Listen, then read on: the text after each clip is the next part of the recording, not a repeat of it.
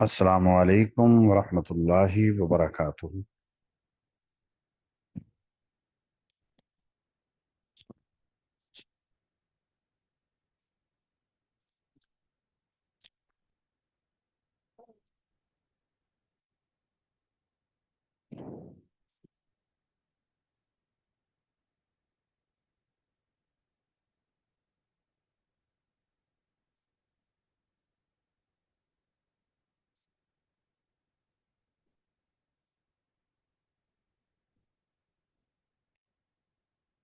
بسم اللہ الرحمن الرحیم۔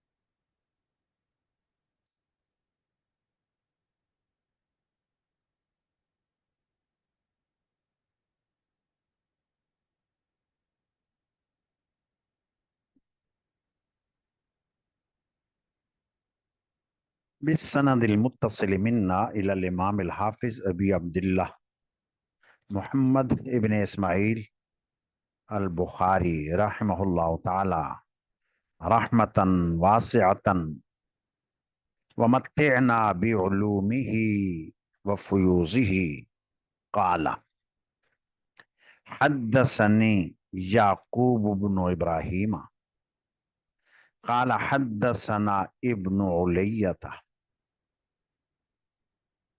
قال حدثنا سلیمان التیمی قال حدثنا انس رضی اللہ عنہ وعنہم قال قال رسول اللہ صلی اللہ علیہ وسلم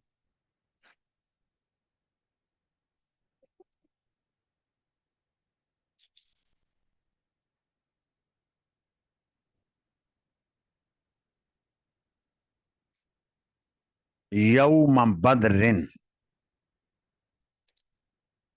حضرت انس رضی اللہ عنہ سے روایت ہے، فرماتے ہیں کہ رسول اللہ صلی اللہ علیہ وسلم نے فرمایا بدر کے دن، جنگ بدر کے دن، من ینظر ما صنع ابو جہل،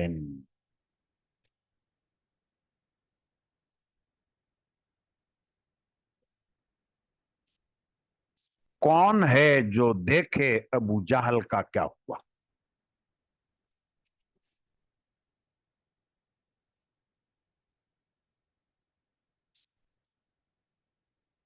اس جنگ میں ابو جہل بھی آیا تھا، کیا ہوا؟ زندہ ہے مر چکا، کیا ہوا؟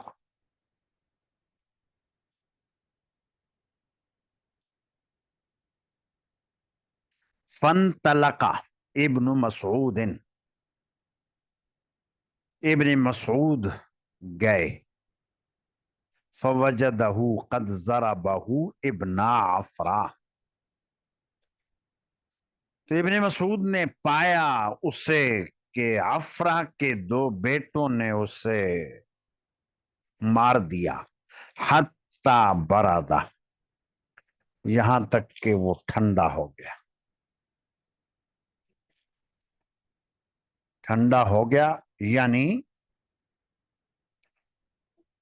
جام بلب ہو گیا، مرنے کے قریب ہو گیا، اتنی سکت نہیں کہ اٹھ جائے بھاگ جائے۔ تو عفرا خاتون کا نام ہے، اس کے دو بچے، پہلے قصہ گزرا ہے، ایک کا نام معاذ اور دوسرے کا نام معوذ،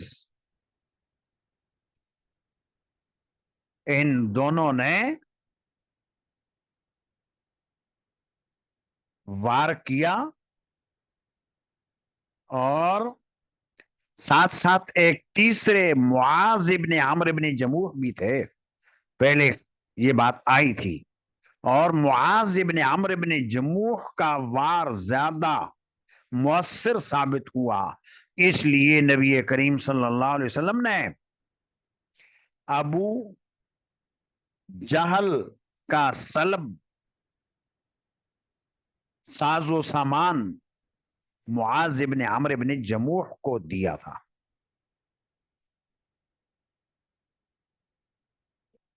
تو خیر وہ بھی شامل.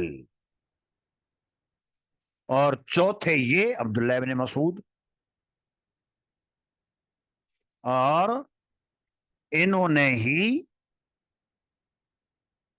ابو جہل کا سر تن سے جدا کیا اور حضور کے سامنے پیش کیا.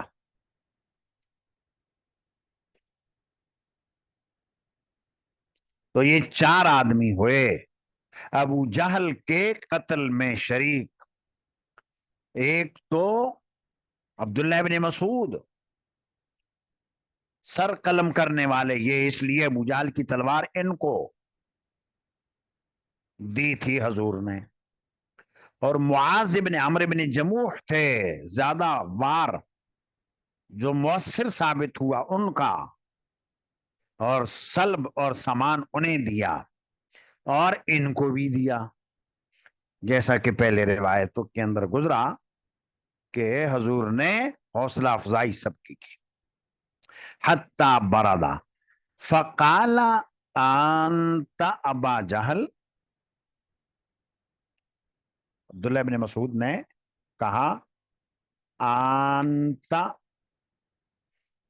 یہ 2 حمزے جمع ہو گئے انت, ایک حمزہ استفہام کا اور دوسرا انتا کا, اور تسہیل کر کے ان کو پڑھا انتا ابا جہل.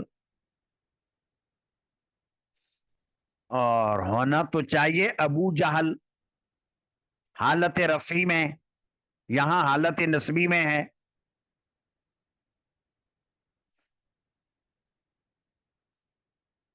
تو اس کا جواب یہ ہے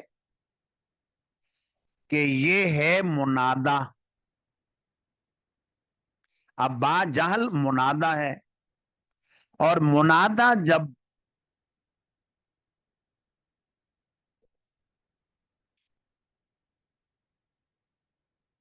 حرف ندا اس کے اوپر داخل ہوتا ہے تو وہ منصوب ہوتا ہے. منادا مضاف ہو, حرف ندا داخل ہو اس پر, وہ منصوب ہوتا ہے.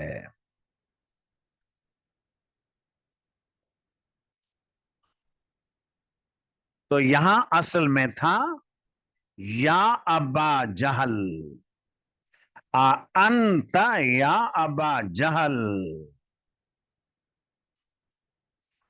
کیا ابو جہل تو ہی ہے؟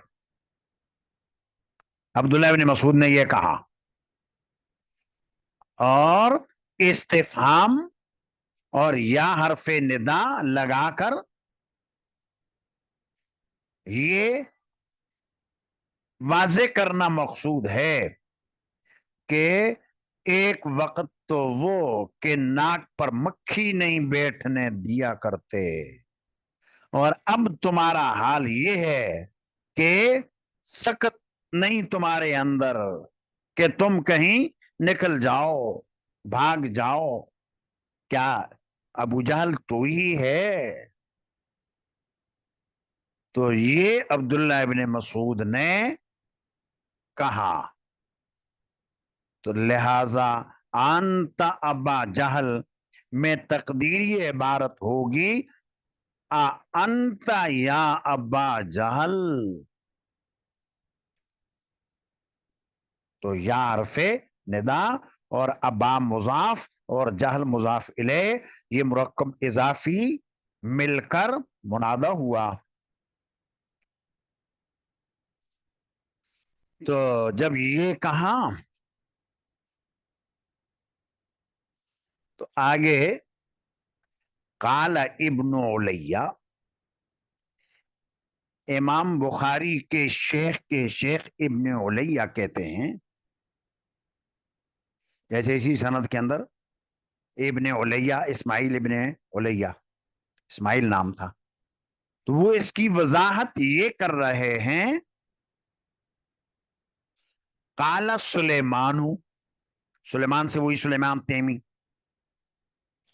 جو ابھی سند کے اندر گزرے، ہاں کذا قالہا انسن، انس کے شاگرد سلیمان تیمی ہیں، انہوں نے کہا کہ انس نے ایسا ہی یہ جملہ بولا تھا، یعنی ابا جہل، آنتا ابا جہل ایسے ہی بولا تھا، قالا آنتا ابا جہل۔ اور جب یہ بات عبداللہ ابن مسعود نے کہہ دی تو آگے سے پلٹ کر وہ بولا، وَهَلْ فَوْقَ رَجُلٍ قَتَلْتُمُوهُ،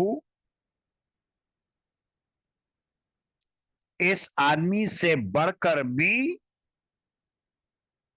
تم نے کوئی قتل کیا ہے؟ وَهَلْ فَوْقَ رَجُلٍ قَتَلْتُمُوهُ، کیا تم نے اس آدمی سے بڑھ کر کسی آدمی کو قتل کیا؟ یعنی مجھ سے بڑھ کر تو کوئی تھا ہی نہیں، سب سے بڑا اور سردار تھا میں، اور اپنی قوم کا تھا بڑا، تو مجھ سے پڑھ کر تم نے کسی اور کو قتل کیا؟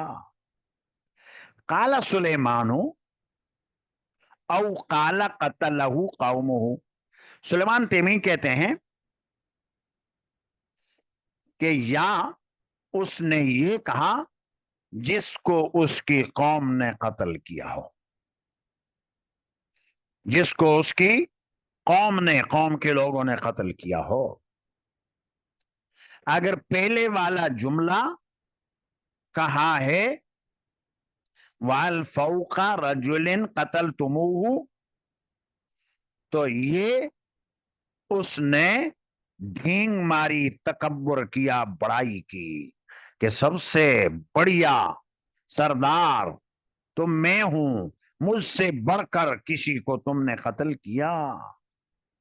اور اگر دوسرا جملہ کہا ہو، یعنی یہ کہا کہ او قتلہ قومہ، جس کی قوم نے اس کو قتل کیا، تو اس جملے کا پھر مطلب یہ ہوگا افسوس کرنا ہے، میری عجیب قوم ہے، افسوس ہے اس کے اوپر، مجھ جیسے نامور شخص کو انہوں نے قتل کر دیا، افسوس ہے۔ اور کالا وکالا ابو مجلس، راوی یہ کہتے ہیں کہ ابو مجلس راوی ہیں، انہوں نے کہا کالا ابو جہل، ابو جہل نے کہا، یعنی ایک تیسرا جملہ بھی نقل کیا ابو مجلس کی روایت کے اندر آیا، فلو غیر اکار قتلنی، کاش کہ مجھے کاشتکاروں کے علاوہ کسی اور نے قتل کیا ہوتا، کاشتکاروں کے علاوہ کسی اور نے مجھے قتل کیا ہوتا۔ تو چونکہ مدینہ طیبہ والے تھے کاشتکار، معوض کاشتکار کے بچے، تو یہ جملہ کہہ کر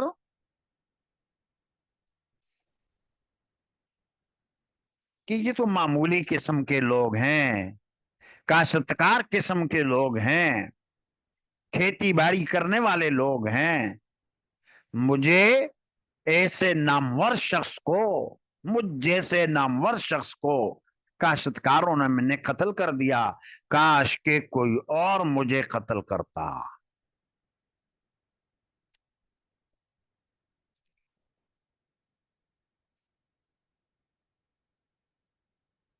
تو اب یہ روایت یہاں پر امام نے ذکر کی اور اس روایت کو یہاں اس باب میں ذکر کرنے سے مقصد یہ ہے کہ ابو جہل مارا گیا جنگ بدر میں، اور اس کو مارنے والے افرا کے دو بیٹے تھے، معاذ اور معوذ. تو ان دونوں کا، معاذ اور معوذ، ان دونوں کا بدری ہونا ثابت کیا. امام بخاری نے اس قصے کو یہاں ذکر کر کے ان دونوں بھائیوں کا بدری ہونا ثابت کر دیا کہ یہ دونوں بدری ہیں. اور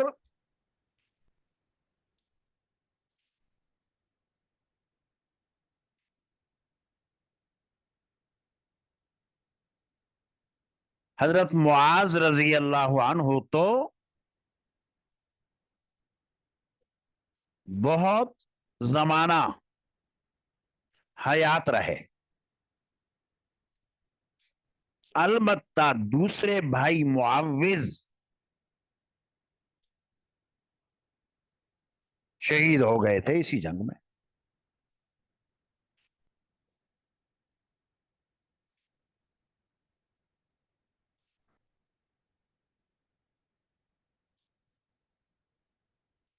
معاذ کا کہ ہاتھ کے اوپر وار کیا اسی جنگ میں اکرما نے. ابو جہل کا بیٹا اکرما، اس نے وار کیا معاذ کے اوپر، بازو کٹ گیا، چمڑا تھوڑا سا رہ گیا، لٹک رہا ہے. سارا دن اسی کے ساتھ جہاد کیا. شام ہوئی تو وہ ہاتھ لٹک رہا ہے، تکلیف دہ ثابت ہو رہا ہے، تکلیف ہو رہی ہے.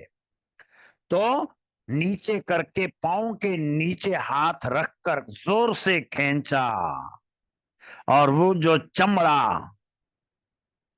اٹک رہا تھا، ہاتھ لٹک رہا تھا، چمڑا اٹک رہا تھا، تو اپنے اس بازو کو جدا کر دیا اپنے جسم سے، اور پھر اللہ نے وہ جگہ صحیح کر دی، عرصے تک زندہ رہے. البتہ دوسرے بھائی معوذ اسی جنگ میں پھر شہید ہو گئے تھے. تو یہ تھی ترجمۃ الباب کے ساتھ مناسبت ان دونوں بھائیوں کا بدری ہونا امام نے ثابت کر دیا. به قال حدثني موسى قال حدثنا عبد الواحد قال حدثنا معمر عن الزهري عن عبيد الله بن عبد الله قال حدثني ابن عباس عن عمر. عبید اللہ ابن عبداللہ فرماتے ہیں کہ ابن عباس نے حضرت عمر کے حوالے سے میرے سامنے یہ حدیث بیان کی، لما توفی النبی صلی اللہ علیہ وسلم، جب نبی کریم صلی اللہ علیہ وسلم وفات پا گئے، قلت لابی بکر، میں نے ابو بکر سے کہا، انطلق بنا الی اخواننا من الانصار، ہمیں لے چل ہمارے انصاری بھائیوں کے پاس. یعنی جس دن حضور کا وصال ہوا، یہ اسی دن کا قصہ ہے.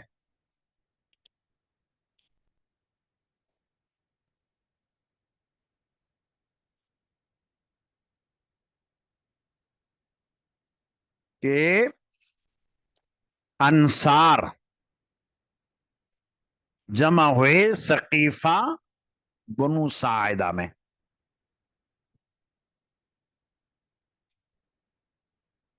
اور صحابہ کرام تھے پریشان. बाज सहाबा तजहीज व तकफीन में मसरूफ, हजूर के खास कराबतदार और रिश्तेदार। और अंसारे मदीना, उनको ये फिक्र थी कि आप अलैहिस्सलाम तो दुनिया से अब पर्दा फरमा गए, और हजूर के बाद इस उम्मत की क़यादत कौन करेगा, कौन खलीफा होगा, हजूर के कायम मकाम कौन होगा। तो इस पर मशवरा के लिए अंसारे मदीना सकीफा बनु साइदा में इकट्ठे थे। हजरत उमर ने हजरत अबू बकर से कहा कि चलो चलते हैं अंसारी भाइयों के पास, सुना है कि वो मशवरा कर रहे हैं। क्या मशवरा हो रहा है, चलो चलते हैं, देखते हैं।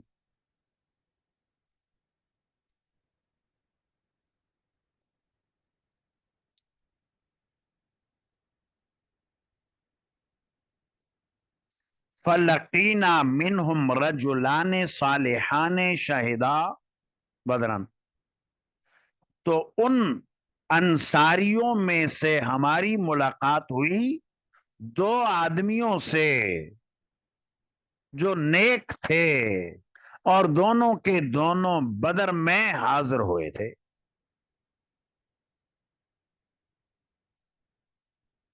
यानी सकीफा बनु साइदा में अंसार का इज्तिमा,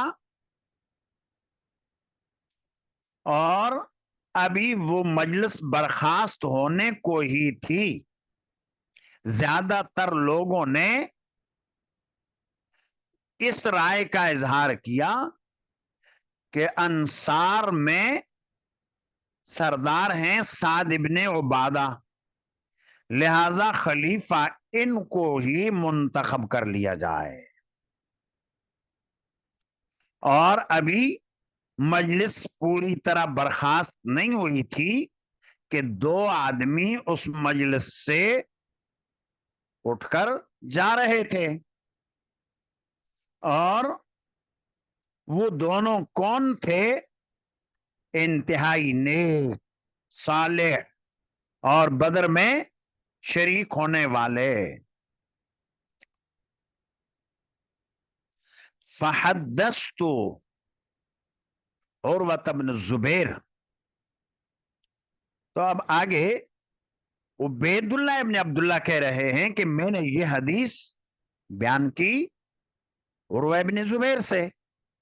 वकाला, उर्वा ने कहा, हुमा उवैम इब्न साइदा व मान इब्न अदी। वो दोनों आदमी कौन थे? एक का नाम तो था उवैम इब्न साइदा, और दूसरे का नाम था मान इब्न अदी। तो ये दर हकीकत एक तवील रिवायत है। इमाम बुखारी ने मामूली मुनासबत की वजह से यहां इसको जिक्र कर दिया, ये बताने के लिए कि वेमिर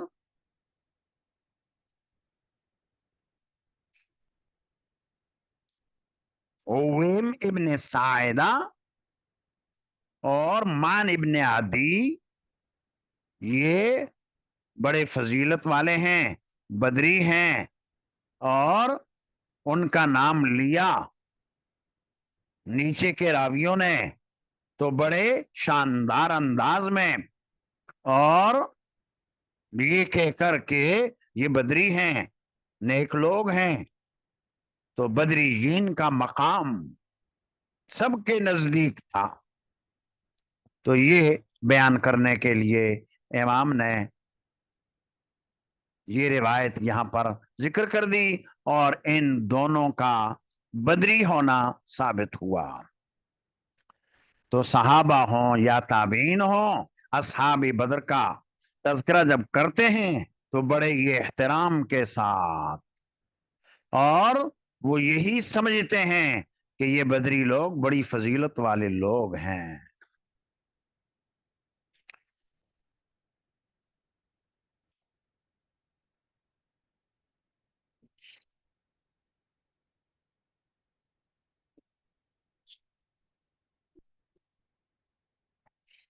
बिही قال حدثني اسحاق بن ابراهيم قال سمع محمد بن فضيل عن اسماعيل عن قيس كان عطاء البدريين 5000 5000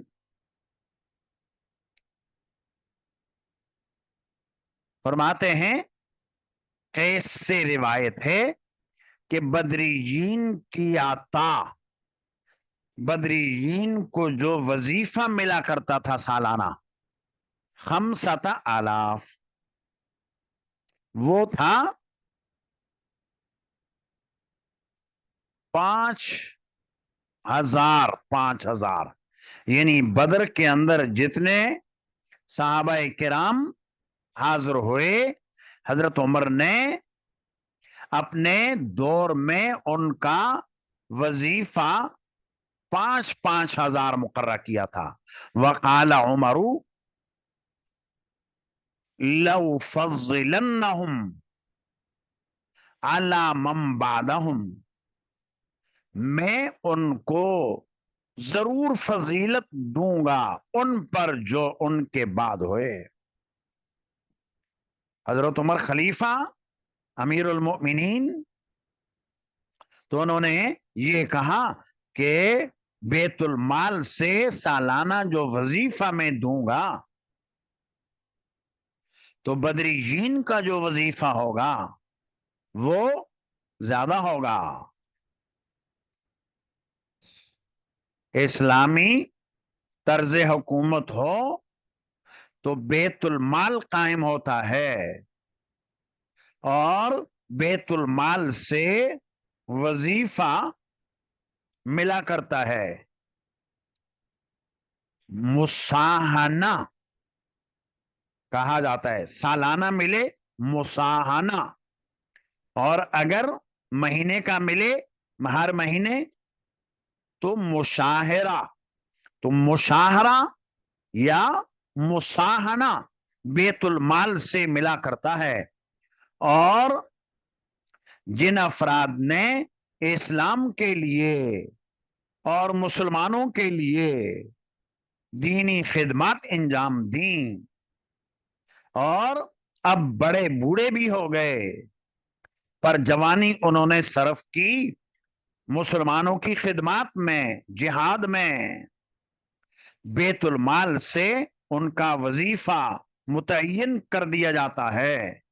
اور اگرچہ ابھی کام کاج کے نہ رہے، جہاد کے نہ بھی رہے، بوڑھے ہو گئے، کمزور ہو گئے، لیکن وظیفہ متعین، تاکہ اطمینان کے ساتھ اپنی بقیہ زندگی وہ گزار سکیں۔ اور اس روایت میں حضرت عمر رضی اللہ عنہ نے ان کا وظیفہ سب سے زیادہ مقررہ کیا، اور یہ بھی فرمایا کہ یہ بدری صحابہ ہیں، ان کے اوپر میں کسی اور کو فضیلت نہ دوں گا۔ گویا کہ حضرت عمر یہ کہنا چاہ رہے ہیں کہ بدری صحابہ کا درجہ اور ان کا مقام دیگر اور صحابہ کرام سے زیادہ ہے۔ تفصیل آئی، پہلے بتائی۔ سب سے پہلے تو خلفائے راشدین، جس ترتیب سے خلافت اسی ترتیب سے ان کی فضیلت، پھر عشرہ مبشرہ، اور عشرہ مبشرہ کے بعد پھر اصحاب بدر، پھر اصحاب احد، پھر بیت رضوان والے، پھر فتح مکہ سے پہلے مسلمان ہونے والے۔ تو یہ ترتیب ہے، تو یہ بدری ہیں۔ حضرت عمر کے دلوں میں بھی، حضرت عمر کے دل میں بھی ان کی بڑی منقبت تھی، فضیلت تھی، کہ ان سے بڑھ کر کسی کا وظیفہ میں نہیں لگا سکتا ہوں۔ لو فضلنہم، میں ضرور بضرور ان کو فضیلت دوں گا، اعلی من بعدہم۔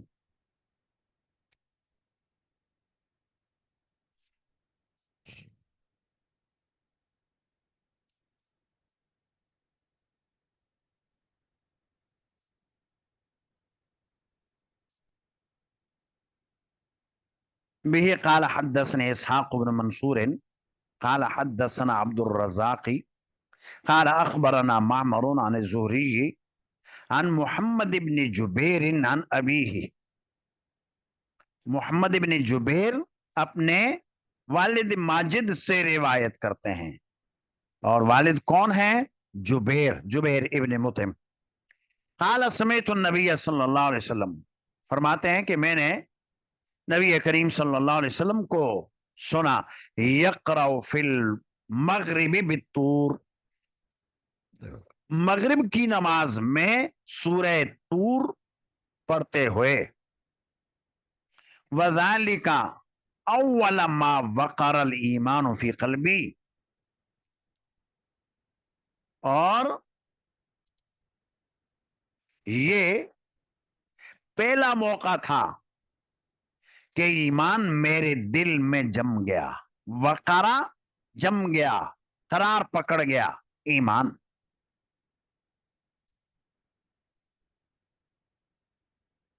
اس روایت کا پس منظر یہ ہوا، غزوہ بدر میں کفار قریش کے 70 افراد مارے گئے اور 70 گرفتار ہوئے. تو یہ جو گرفتار تھے یہ قیدی تھے. قیدیوں کی رہائی کے لیے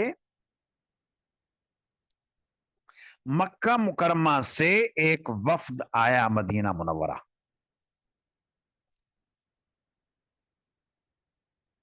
کہ ہمارے قیدیوں کو چھوڑا جائے،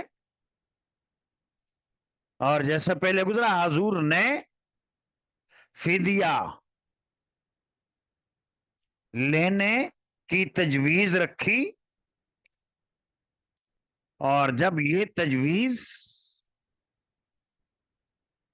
سب کے علم میں آ گئی، ضمنی جو باتیں تھیں وہ گزر گئیں.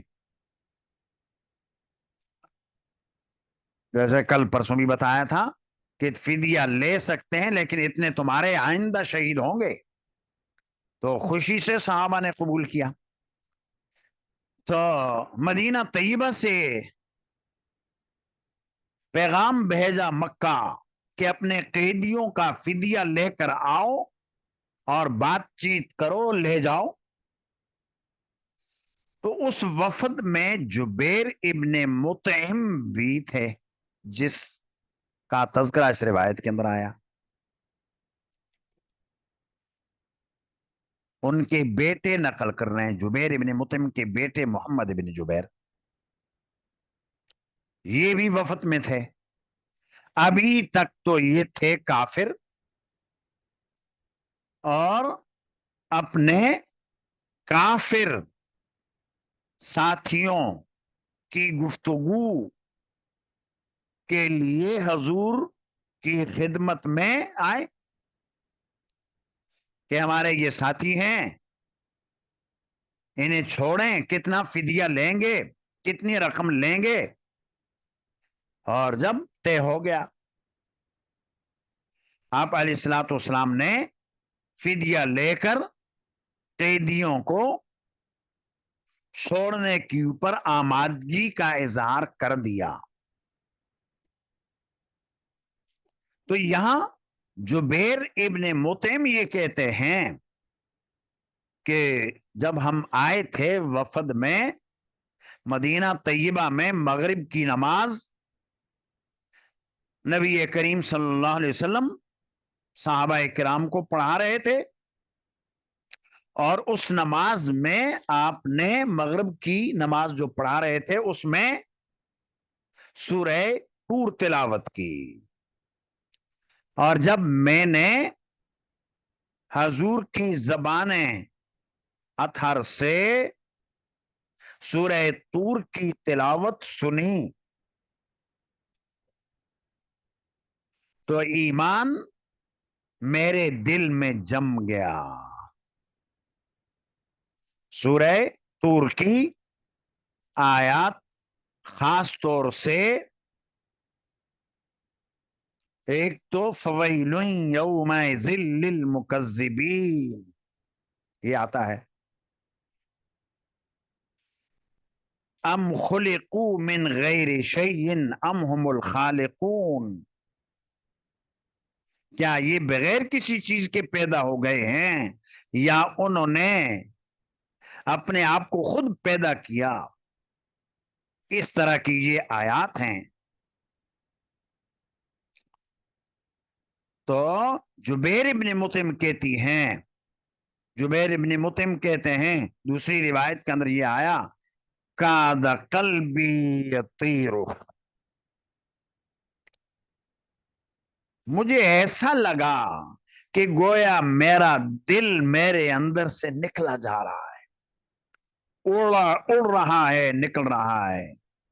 تارا یطیرو، کادا قلبی یطیرو، قریب تھا کہ میرا دل اڑ جائے، یعنی میرا دل نکلا جا رہا تھا۔ قرآن کریم سورہ طور کا میرے اوپر ایسا اثر ہوا، اور یہ کہا کہ یہ پہلا موقع تھا کہ ایمان میرے دل کے اندر جم گیا،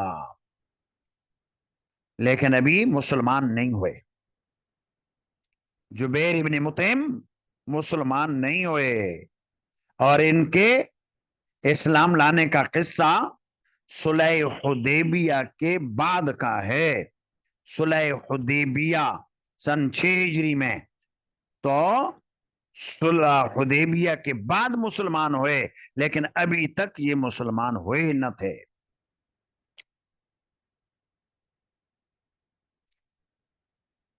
اس حدیث سے ایک مسئلہ یہ معلوم ہوا، اصول حدیث میں شاید آپ نے پڑھا بھی ہوگا، اگر کوئی حالت کفر میں کسی حدیث کو سنے اور مسلمان ہونے کے بعد اس کو بیان کرے تو وہ حدیث معتبر ہے۔ جیسا کہ اسی قصے کے اندر آ گیا، جبیر ابن مطعم نے نبی کریم صلی اللہ علیہ وسلم کو مغرب کی نماز میں سورہ طور پڑھتے ہوئے سنا، اس وقت تھے وہ غیر مسلم، اور بعد میں جب مسلمان ہو گئے تو اسی روایت کو انہوں نے نقل کیا۔ اس سے استدلال کیا گیا کہ حالت کفر میں تحمل حدیث کیا جا سکتا ہے، اور اس کی ادائیگی ایمان کے بعد تو محدثین کے ہاں وہ روایت معتبر ہے۔ ایک مسئلہ اس سے یہ بھی معلوم ہوا کہ مغرب کی نماز میں تو قصار مفصل ہے، یعنی سورہ بینہ سے لے کر آخر تک جو چھوٹی چھوٹی صورتیں ہیں ان کو پڑھنا بہتر ہے، افضل ہے، لیکن کبھی کبھار اگر طویل قرات بھی کر دی تو جائز ہے، کہ آپ علیہ الصلوۃ والسلام نے مغرب کی نماز میں سورہ طور تلاوت کی۔ اور یہ مسئلہ بھی معلوم ہوا کہ ایمان اگر دل میں داخل ہو گیا عند اللہ تو وہ آدمی مومن ہے، لیکن جب تک وہ زبان سے اقرار نہ کرے دنیا میں اس کے اوپر ایمان کے احکام جاری نہیں ہوں گے۔ اب دیکھیں سورہ طور سنی، دل کے اندر ایمان قرار پکڑ گیا، جم گیا، دل کے اندر تو ایمان آ گیا، اور عند اللہ تو یہ آدمی مسلمان سمجھا جائے گا۔ مر گیا تو ہو سکتا ہے اس کی بخشش ہو، لیکن دنیا کے اندر اس کے اوپر جو احکام جاری ہوں گے جب تک وہ زبان سے اقرار نہ کرے، اسلام قبول نہ کرے، اس وقت تک احکام مسلمانوں والے جاری نہ ہوں گے۔ آگے اسی حدیث کا دوسرا حصہ وعن الزہری، یہی جو سابقہ سند ہے اسی سند میں جیسے کہ زہری تک جو آئی تو زہری کے بعد آگے عن محمد بن جبیر بن مطعم عن ابیہ ان نبی صلی اللہ علیہ وسلم قال فی اسارى بدر، نبی کریم صلی اللہ علیہ وسلم نے اسارى بدر کے بارے میں فرمایا، بدر کے قیدیوں کے بارے میں حضور نے فرمایا لو کان المطعم ابن عدی حیا، اگر مطعم ابن عدی زندہ ہوتا ثم کلمنی فی ہؤلاء النتنا، پھر وہ مجھ سے گفتگو کرتا ان بدبودار لوگوں کے بارے میں، یہ جو قیدی ہیں بدبودار یوں کہ یہ کافر ہیں، لترکتہم لہو، تو میں ان کے لیے چھوڑ دیتا، میں ان کے کہنے پر ان کے لیے چھوڑ دیتا۔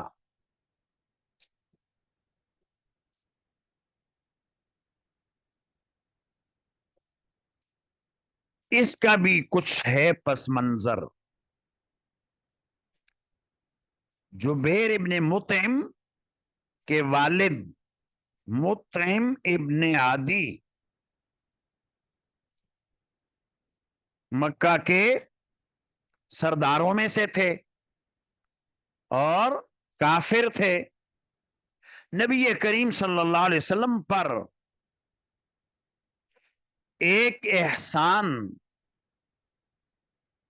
تو یہ کیا تھا جب کفار قریش نے بائیکاٹ کر دیا بنی ہاشم اور بنو مطلب کا، شعب ابی طالب میں محصور کر دیا، 3 سال محصور زندگی گزاری، اور اس محصوری کی زندگی کو ختم کرنے میں مطعم ابن عدی کا بھی کردار تھا۔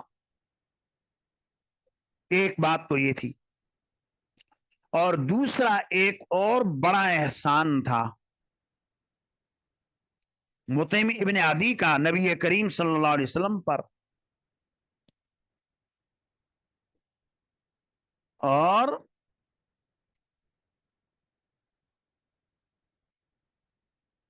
وہ یہ کہ جب نبی کریم صلی اللہ علیہ وسلم کے چچا جناب ابو طالب کا انتقال ہو گیا،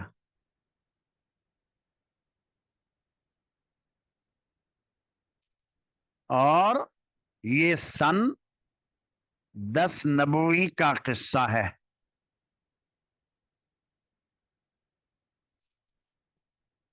نبی کریم صلی اللہ علیہ وسلم کو جب معلوم ہوا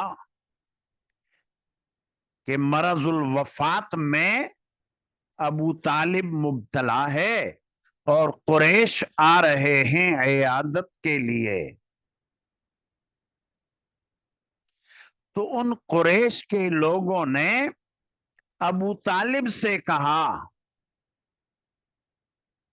کہ دیکھو یہ جو تمہارا بھتیجا ہے، اپنے بھتیجے سے کہو کہ وہ جنت سے آپ کے لیے کھانا پینا منگوا دے، آپ تو علیل ہیں، بیمار ہیں، جنت کا کھانا کھائیں ٹھیک ہو جائیں۔ تو گویا انہوں نے ایک طرح کا تمسخر کیا اور تعریض کی، تو قاصد بھیج دیا،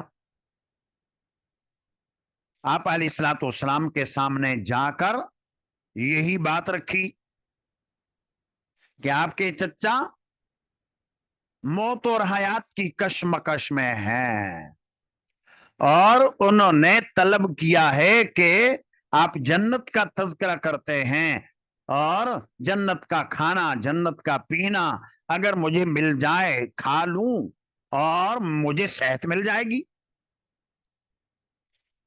جب قاصد نے یہ بات کہی تو نبی کریم صلی اللہ علیہ وسلم نے سکوت فرمایا، جواب نہ دیا۔ ابو بکر صدیق رضی اللہ عنہ بھی حضور کے پاس موجود تھے۔ حضرت ابو بکر صدیق کی فراست، انہوں نے جواب دیا۔ آپ علیہ الصلوۃ والسلام نے تو سکوت فرمایا، ابو بکر نے جواب دیا کہ اللہ کے رسول ان کو یہ کہیں ان اللہ حرمہما علی الکافرین، یہ جنتی کھانے پینے کافروں پر تو حرام ہے۔ ابو طالب مسلمان ہوا نہیں، اس لیے یہ کھانا نہیں مل سکتا ہے اسے۔ تو قاصد نے جا کر یہی بات بتلائی، اور پھر نبی کریم صلی اللہ علیہ وسلم بھی بعد میں گئے اور جا کر عرض کیا کفار قریش سے کہ مجھے اپنے چچا سے تھوڑی سی بات کرنی ہے اور تنہائی میں کرنی ہے۔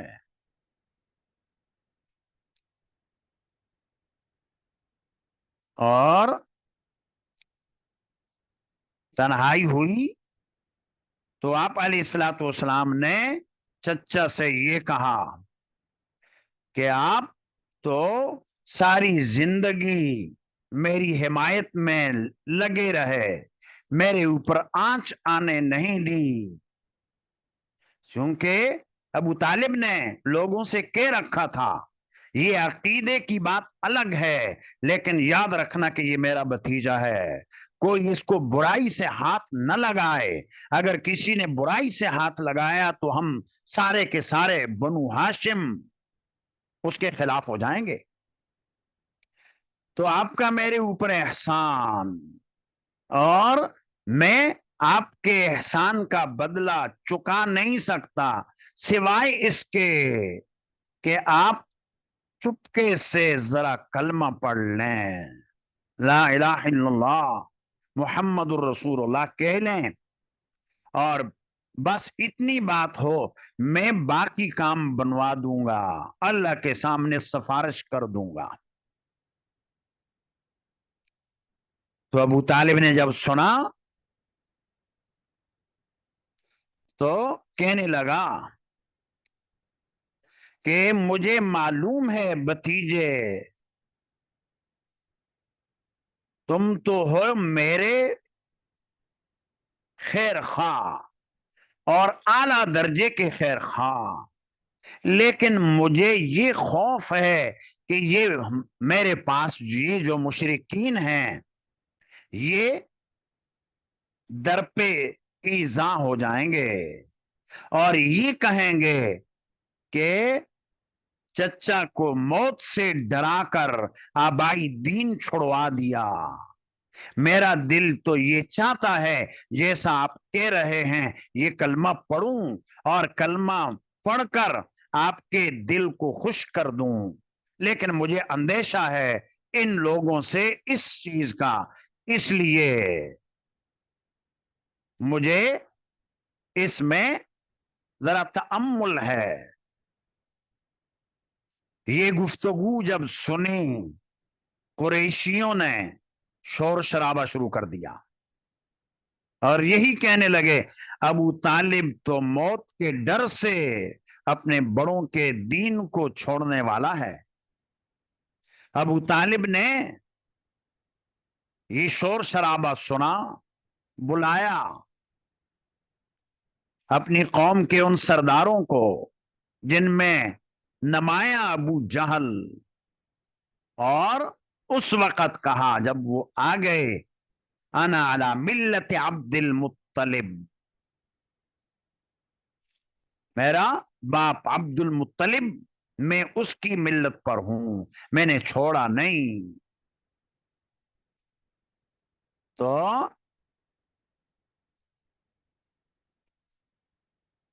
نبی کریم صلی اللہ علیہ وسلم مایوس ہو گئے، ابو طالب کے ایمان سے مایوس ہو گئے اور مجلس سے اٹھ کر چل دیے اور قسم اٹھائی کہ جب تک اللہ مجھے روکیں گے نہیں میں برابر آپ کے لیے استغفار کرتا رہوں گا.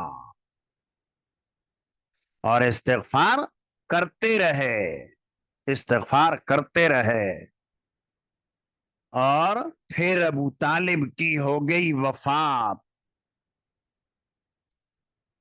حضرت علی نے آ کر حضور کو اطلاع دی، ان عمک الشیخ خضال قد ماتا، آپ کا گمراہ بوڑھا چچا مر گیا. تو نبی کریم صلی اللہ علیہ وسلم نے حضرت علی سے فرمایا جاؤ غسل دو کفناؤ. حضرت علی نے عرض کیا کہ اللہ کے رسول وہ میرا ابا تھا پر مشرک مرا ہے. فرمایا جاؤ میں اللہ تعالی سے ان کی معافی کی درخواست کرتا رہوں گا. تو حضرت علی نے جا کر پھر اس کے لیے تجہیز و تکفین کا جو انتظام کیا وہ کیا. اور پھر اللہ رب العزت نے آپ کو منع کر دیا، ما کان للنبی والذین آمنوا ان یستغفروا للمشرکین ولو کانوا اولی قربا، اگرچہ وہ قرابت دار ہی کیوں نہ ہو، من بعد ما تبین لهم انهم اصحاب الجحیم. تو یہ اللہ نے یہ بتا دیا کہ ان کے لیے، کافروں کے لیے بخشش کی دعا مانگنا درست نہیں. البتہ حضور نبی کریم صلی اللہ علیہ وسلم کی ہمیشہ موافقت کرتے رہے، معاونت کرتے رہے. سب سے کم ترین سزا جہنم میں ابو طالب کو ہوگی، اور 2 جوتے پہنائے جائیں گے، یغلی بہما دماغہ، اس سے ان کا دماغ کھولتا ہوگا، تو کم از کم عذاب ہوگا. تو ہمارے اکابرین ہمارے بڑے ابو طالب کا نام لیتے ہیں تو برائی سے نہیں، اور لیتے ہیں تو جناب ابو طالب کہہ کر، حالانکہ مسلمان نہ تھے لیکن نبی کریم صلی اللہ علیہ وسلم کے محسن تھے.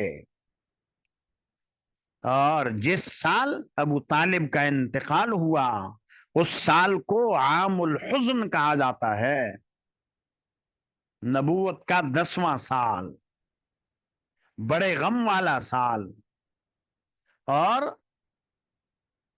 ابو طالب کے انتقال کے 3 دن بعد آپ کی غمگسار زوجہ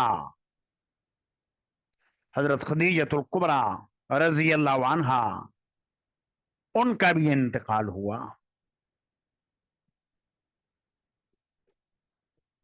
اس لیے اس سال کو عام الحزن کہا جاتا ہے.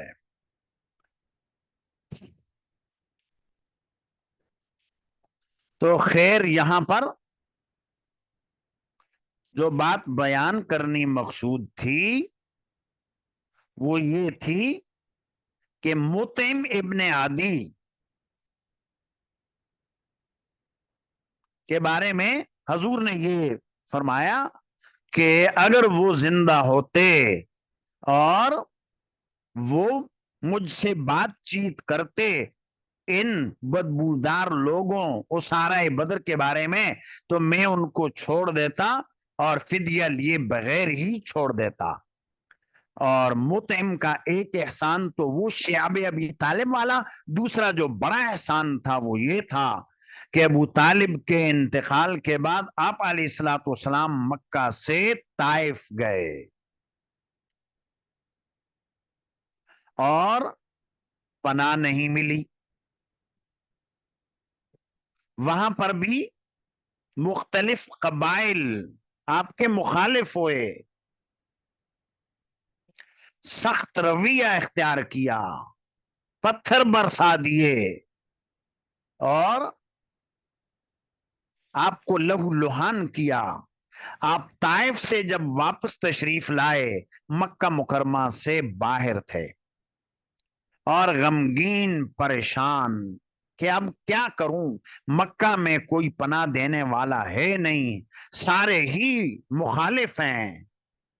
اور اس موقع پر حضور نے دعا فرمائی، اور وہ دعا شاید پہلے بھی آپ لوگوں کو بتائی تھی. اللہم الیک اشکو ضعف قوتی وقلت حیلتی وہوانی علی الناس یا ارحم الراحمین الی من تکلنی الی عدوی یتہجمنی ام الی قریب ملکت ومری ان لم تکن ساخطا علی فلا ابالی غیر ان عافیتک اوسع لی.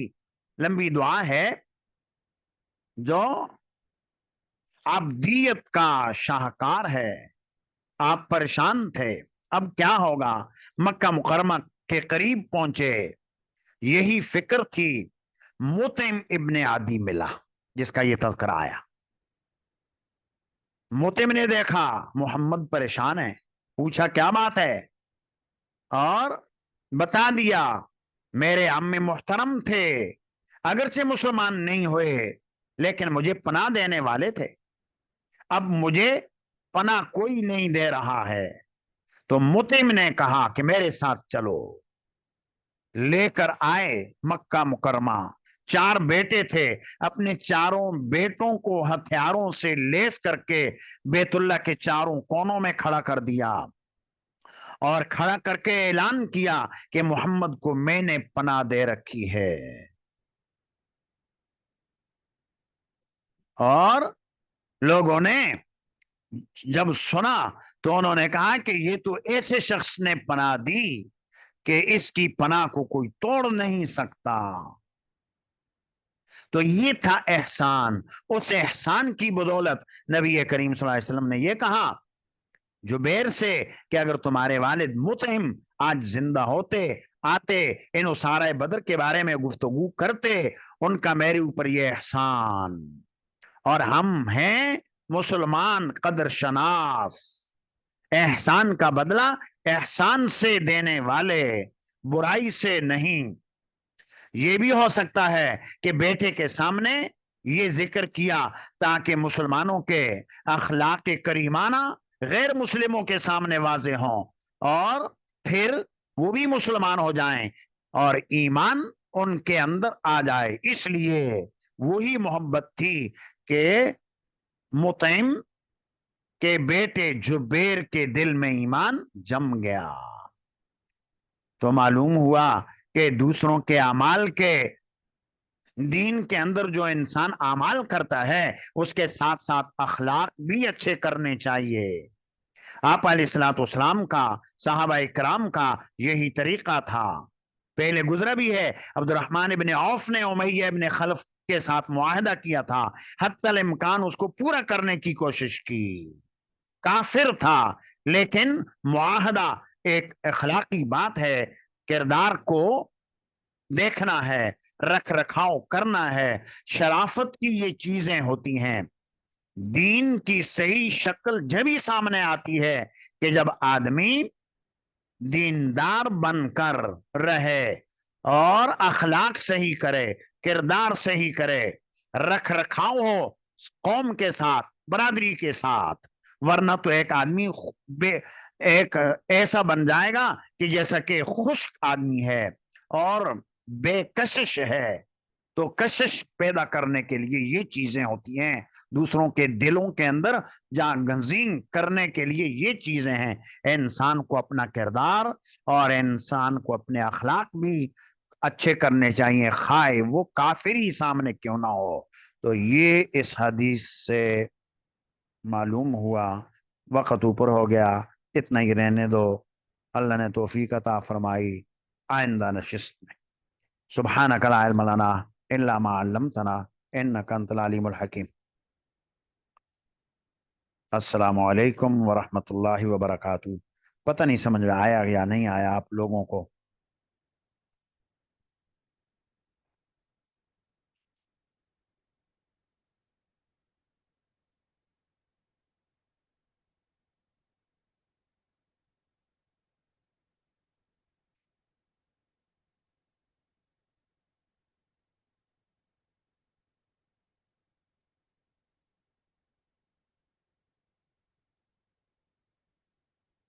اللہ عمل کی بھی توفیق عطا فرمائے۔